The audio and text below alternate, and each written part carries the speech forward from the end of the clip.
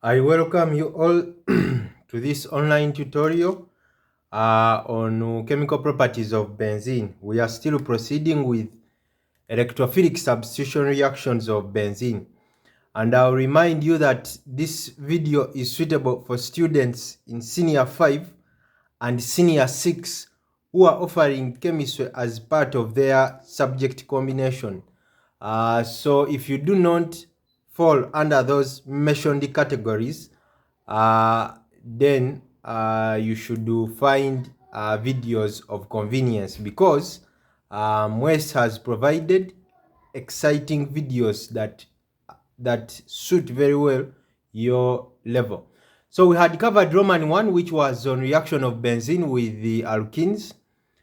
Today we are continuing with those reactions of benzene.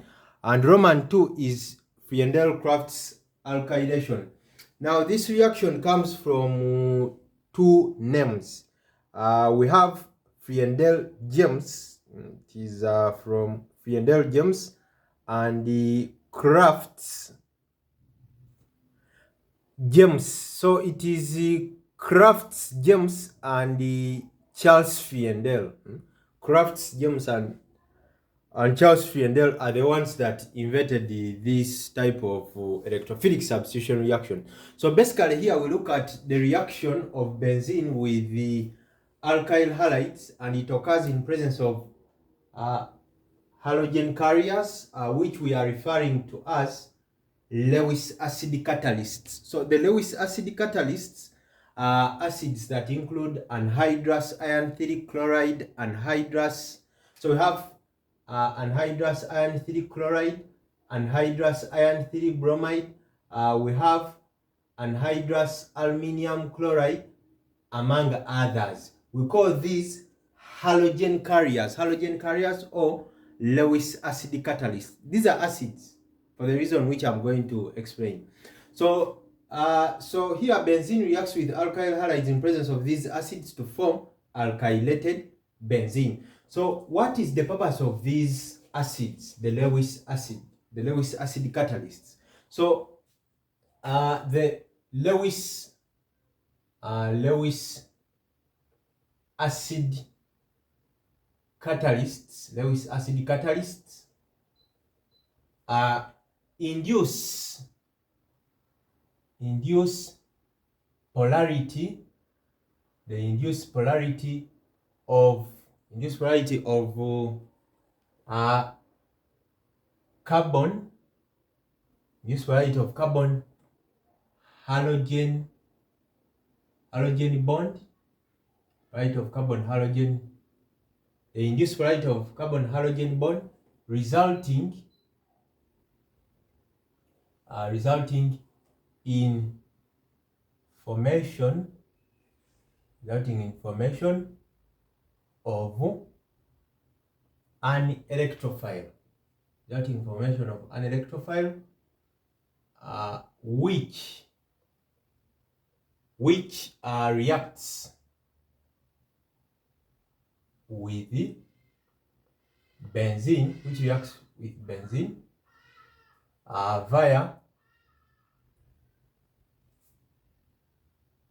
via electrophilic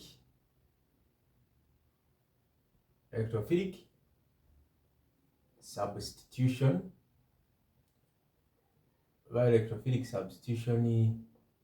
reaction or mechanism.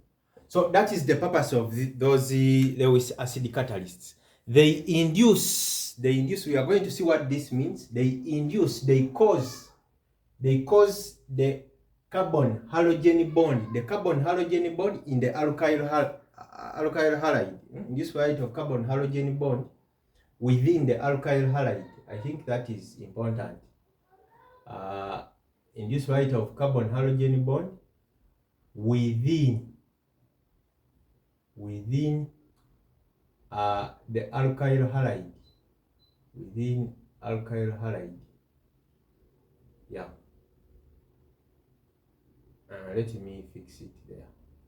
So that is the purpose of Lewis acids. They cause the carbon halogen bond within the alkyl halide to break it down, resulting in formation of an electrophile, Remember, benzene reacts with things that are electron deficient, and the electrophile is the one that reacts with benzene via electrophilic substitution reaction.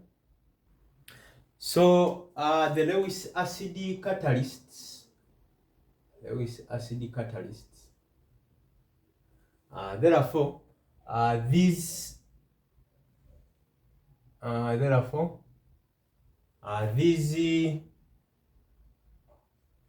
halogen carriers, the Lewis acid catalysts, these halogen carriers are electron pair acceptors. They accept a pair of electrons, electron pair acceptors, as illustrated below. So we have the following illustration. Note that we have said that they induce, we are going to see this in detail, induce variety of carbon halogen bond within the alkyl halide, resulting in formation of an electrophile, which reacts with benzene via electrophilic substitution reaction. So in simple terms, they are electron pair acceptors, as we are going to see. So we have our first example. Note that from the previous examples and reactions of electrophilic substitution type, which are undergone by benzene, we have seen that benzene reacts with species that lack electrons. So here, the purpose of this Lewis acid, or the halogen carrier, is going to help us. Its work is to help us form an electrophile. How? So we shall have the halogen, the alkyl halide, chloromethane. Chloromethane, allow me write it in this form. Chloromethane, allow me write it in that form, reacting with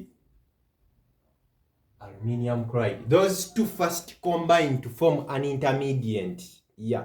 The reason as to why they first combine, it's simply because they have to form an electrophile. So how do they combine? Now, from what I have just rubbed off, I have explained that this thing, the halogen carrier is an electron pair acceptor. So in simple terms, this is electron deficient.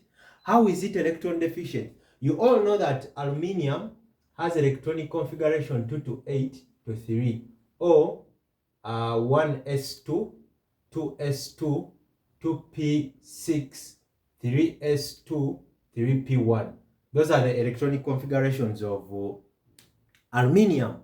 Now, once aluminium bonds with chlorine, this is aluminium when it has not combined, when it hasn't combined yet with chlorine. So after combining with chlorine, it bonds with 3 atoms of chlorine. Therefore, here it becomes the electronic configuration becomes 2 to 8 to 0 to a dash, because the 3 electrons are being used in the process of bonding with chlorine.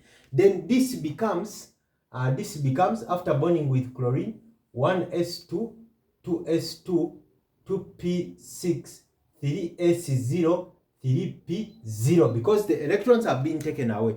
Now we form these zeros, 3s0 and 3p0, those are vacant orbitals. And also this dash here is representing a vacant orbital, implying that aluminium within aluminium chloride, after it bonding, it lacks now electrons. It has vacant orbitals which can accommodate lone pairs of electrons. So allow me say that this aluminium is electron deficient. Why is it electron deficient? Because of this. After bonding with chlorine, there are empty orbitals that result. Those empty orbitals, they lack electrons, so they need electrons. Therefore, aluminium will have to first accept an electron pair.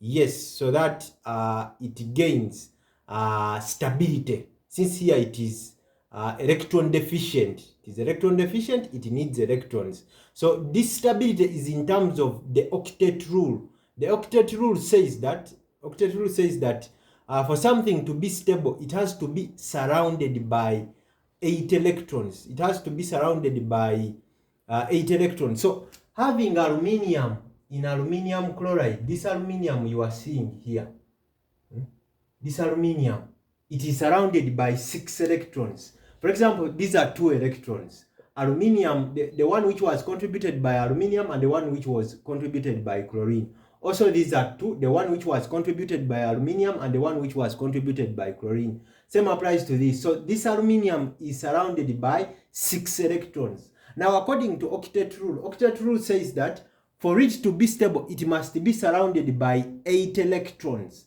That's why it has to accept. So here, with reference to octet rule, it is unstable. Or in simple terms, it has vacant orbitals. So it has to accept electrons so that it becomes stable. So in that state, it is electron deficient. Having explained that, since our aluminium is electron deficient, we shall have this is a polar bond. Why? Chlorine is more electronegative than carbon. So chlorine, since electrons are attracted towards chlorine, electrons in this bond, so those electrons are donated to electron deficient aluminium. As a result, this bond will break so that we form the following. So we have chlorine being added to this. So chlorine is added to this so that we form AlCl4 with a negative because chlorine has come with electrons, then plus CH3 with a plus since electrons have been taken away. Now this is our electrophile which we form. This is the electrophile which is going to combine with the benzene. So I'll bring my benzene ring here at this stage. Benzene is electron rich. It reacts with the things that are electron deficient. So we use one of these double bonds because they are center of high electron density and donate to the methyl group. As a result, we shall form the following.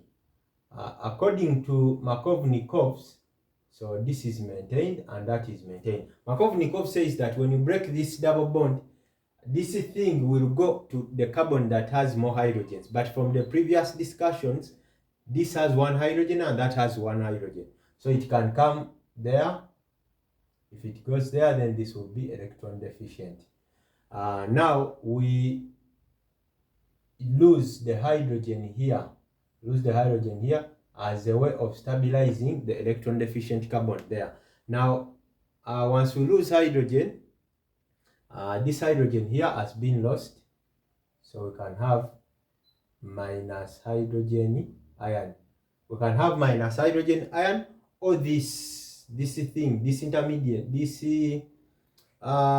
negatively charged ion can donate to hydrogen. Yeah, or we can simply lose it. Now, once we lose it, we form this as our final product. This is what we have, methyl benzene. Then the hydrogen ion that has been lost, combines with this ion to form hydrogen chloride and the aluminium chloride, implying that aluminium chloride was not participating directly in the reaction. It was serving a certain purpose. That's why it has been formed again. So our product here, these are the formed products. We have methyl benzene plus hydrogen chloride. So that is the reaction. That is the mechanism for the reaction.